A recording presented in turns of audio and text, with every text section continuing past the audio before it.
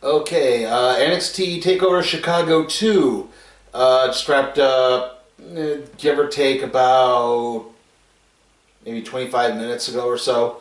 Um, anyway, couple of quick notes to start things off. There was no Mauro Ranallo calling tonight. He was replaced by Vic Joseph, who's the guy who calls 205 Live with Percy Washington and Nigel McGuinness. So it's Nigel McGuinness. So it's not like they placed him with an inexperienced guy there. Ranallo is covering something for Showtime. I think it's a boxing match. I'm not entirely sure. But, yeah, so that's why he wasn't there. Our first match is the NXT Tag Team Championship match. The Undisputed Era of Roderick Strong and Kyle O'Reilly versus Oney Lorcan and Danny Burch. Strong and Lorcan to open everything up. Lorcan dodged a clothesline and landed a big European uppercut. He tagged in Burch, and Burch countered a flying clothesline into a single leg takedown on O'Reilly. Basically, O'Reilly was jumping for the clothesline. Burch dodged it and actually kind of like pulled O'Reilly back down in a sort of vertical fashion to the mat. It was actually a really nice little spot. The crowd was decidedly in favor of the Undisputed Era. It seemed like everything Lorcan and Burch were doing, even though they were supposed to be the baby faces in this, was getting booed. But everything began to pick up as Strong came back with a big dropkick on Burch. Burch hit a takedown on O'Reilly and a headbutt, and that allowed him to tag in Lorcan. Lorcan hit a dragon suplex and a European uppercut on O'Reilly for a 2 count. O'Reilly they tried to do, their finisher, which is a doomsday European uppercut, basically. It's a corkscrew elbow with an electric chair. But O'Reilly pushed Lorcan off the top rope, and Lorcan landed right on the ring apron. Lorcan came back at a double blockbuster off the ring apron. They then hit their doomsday elbow, I guess they called it, and got a 2 count because O'Reilly broke the pin. No, Adam Cole broke the pin and then got ejected. O'Reilly, at this point, they then had a spot where Roderick Strong was locked in a single leg crab by Oney Lorcan, and Danny Burch locked Kyle O'Reilly in a crossface. But O'Reilly managed to roll in such a manner that he could actually kick up into Lorcan, and that broke up Lorcan's submission hold.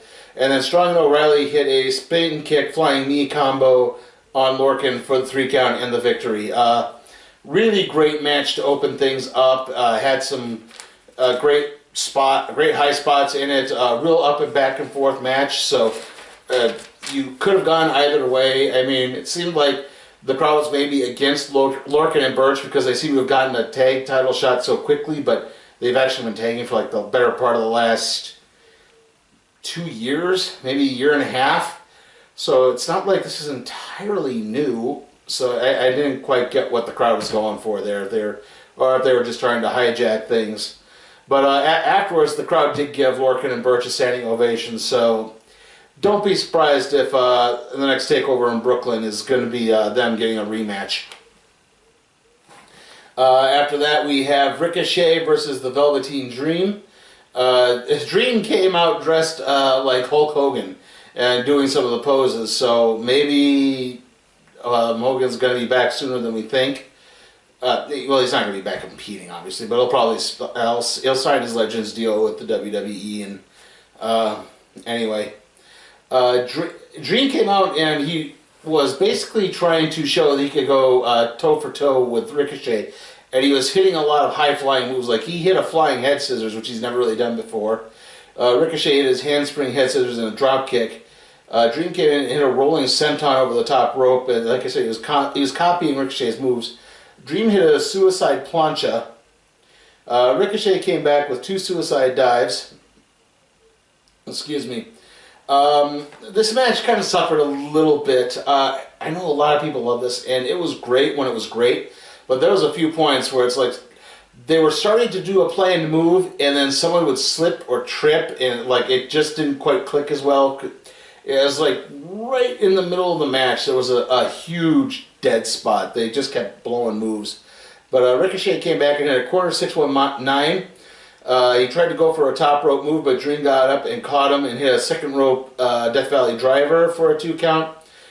At one point, Ricochet went for another top rope move, but Dream caught him again and then superplexed him out of the ring. Basically, they were mounted on the outside of the ring, and like I said, it was a delayed superplex. So he picked him up and held him, and he just fell right back. It was an amazing move.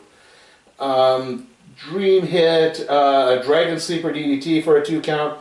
Ricochet hit the DVD Purple Rainmaker combo, which is Velveteen Dream's finisher, but only got a 2 count. Dream came back, went for a Purple Rainmaker of his own, but Ricochet dodged it and hit the 630 splash for the 3 count and the victory. Like I said, this was a really good match. Unfortunately, there was there was a little part early on where it's like, again, they were botching a little bit. Like, I think they tried to slow down the pace so there wouldn't be so many botches, but they may have slowed it down a little too much because it seemed like neither guy knew what move was supposed to be happening next, and it kind of interrupted the flow of everything. Okay, our next match is the NXT Women's Championship match, Shayna Baszler versus Nikki Cross. Nikki basically taunted Shayna as the match started. She did a lot of weird, almost childish or dog-like maneuvers a little bit, trying to like goad Shayna into making a stupid mistake in an attack. At one point, Nikki tricked Shayna into getting tied up in the ring apron. Baszler came back and had kind of like a chin lock on Nikki Cross, but then moved it so that she was covering Nikki's nose and mouth, and the ref had to stop it because that's technically illegal. Nikki fought out of a rear naked choke and hit a suplex, a belly-to-back suplex. Nikki hit a reverse DDT on the ring apron. Nikki hit a swinging hangman's neck breaker for a 2 count. At this point, Shayna Baszler locked on the rear naked choke. Nikki Cross tried to fight out of it, but eventually passed out. This match really should have been better than it was. This kind of was a show, not quite a show killer, but it really did drag the show down. I kind of thought with Shayna Baszler winning the championship that they were going to, I thought this was going to be a good thing. Well, not quite a good thing, but I thought, okay, that she was ready for something like this. I guess not. At least not in this case. This match was not very good at all. Okay, our next match is the NXT Championship match, Alistair Black versus Lars Sullivan. Right off the bat, Sullivan went for a freak accident, but Black fight out of it and hit a big knee strike. He then went for a black mask, but Sullivan blocked it again. Black came back and hit a flying double knee off the ring apron. Sullivan then, Black tried to hit lariat on Sullivan, but Sullivan basically just ran through it, and he came back and hit a snake eyes on the outside of the ring apron. Sullivan hits a press into a power slam for a 2 count. He then went for a top rope headbutt, but Black countered it with a knees up, getting his knees up. Black landed a series of strikes and then a lion salt for a 2 count. At this point, Sullivan chop blocked Black's knee. He then locked him in, I'm trying to think what that submission hold is called, where you put the knee over the back of the neck and lock it on that way. But Black fought out of it. He went for a black mask. I think they were trying to say he didn't get all of it, but he actually whiffed on it really bad. It didn't time very right at all. Then Lars Sullivan came back, tried to hit another freak accident, but fought out of it. But Black fought out of it and hit 2 black masses for the 3 count and the victory. This match also kind of suffered a little bit. A lot of rest holds going on. I get that Sullivan's not the type of guy who's just going to go out and give you a good 35 minutes of high-speed action, but I think they were trying to, they plotted everything right, but again, some of the execution did not quite follow through as well. So, yeah. Well, okay, maybe not the execution. Just, again, this match was rather lacking, basically what I was trying to say. Okay, and that takes us to our main event, the Chicago street fight between Johnny Gargano and Tomaso Ciampa. Before the match, we saw backstage, Candice LeRae approached Johnny Gargano, her husband, and gave him the broken crutch from the last TakeOver in New Orleans. Then Champa came out with a camouflage crutch. So right off the bat, Gargano hit a rolling senton off of the ring apron and then tossed Tomaso over the ring announce table. A fan in the crowd had a sign up, a poster with the Johnny Wrestling emoji on it. Champa grabbed it, tried to tear it open. He couldn't for some reason, and in the midst of this, Gargano grabbed it, pulled it out, and he looks at it and says, "Johnny, use this sign." And he hits Champa with it, and then he peels it off to reveal, oh, it was a stop sign between these two pieces. This is a poster board. Johnny then hit a flying crossbody off of one of the stand partitions onto Champa. Champa came back and hit a series of German uppercuts, German suplexes in the ring. Champa hit a flying knee, driving Gargano's face off of the ring apron. At this point, Champa set the ring steps up from the corner of the ring near the post to a bit more of the center. He then put Gargano's head into a chair, and he rammed that chair into the ring steps. Champa took off his shirt and began choking Gargano with it. Gargano came back and hit a slingshot spear. Gargano placed a trash can on Champa and hit a super kick through it. Sorry, my notes got a little mucky there. Champa hit, what did I write there? Oh, a backstabber and then two running knees through a trash can lid onto Gargano. Champa hit a white noise on those same ring steps that he had set up earlier.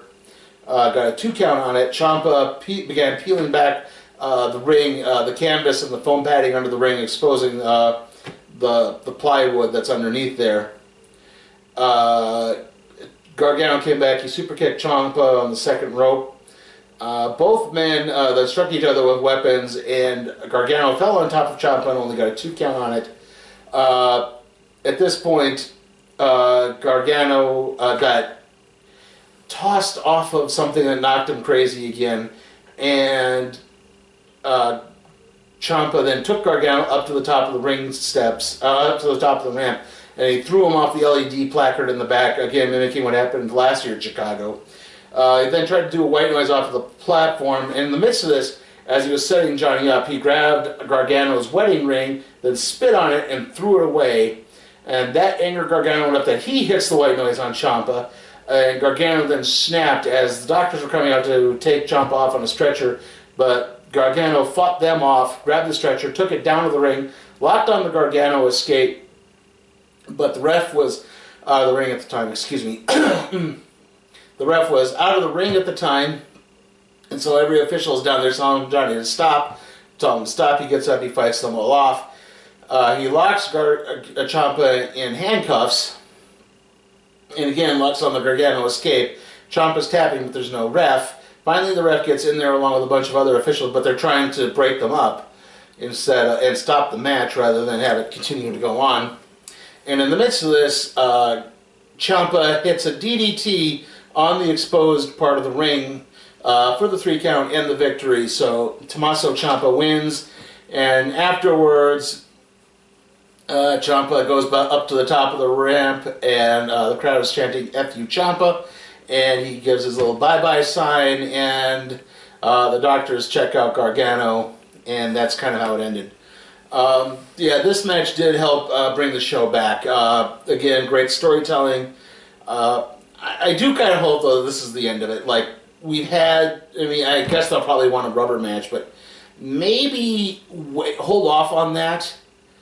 You know, maybe use Ciampa to face Alistair Black in Brooklyn.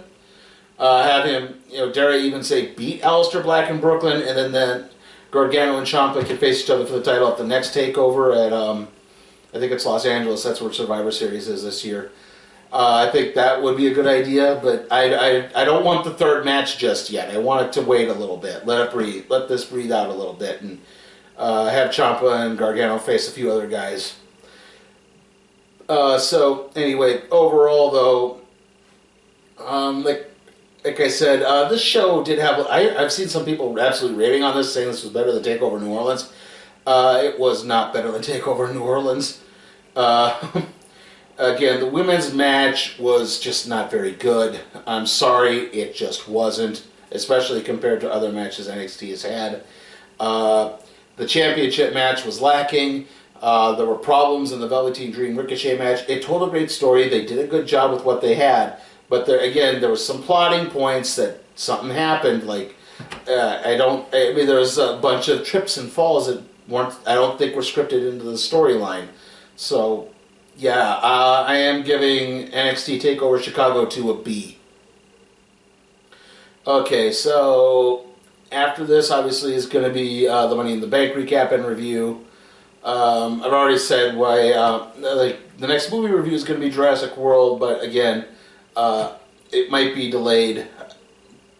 Hopefully, it won't. But like I said, it might be. I explained in the previous video why. So, see you all next time.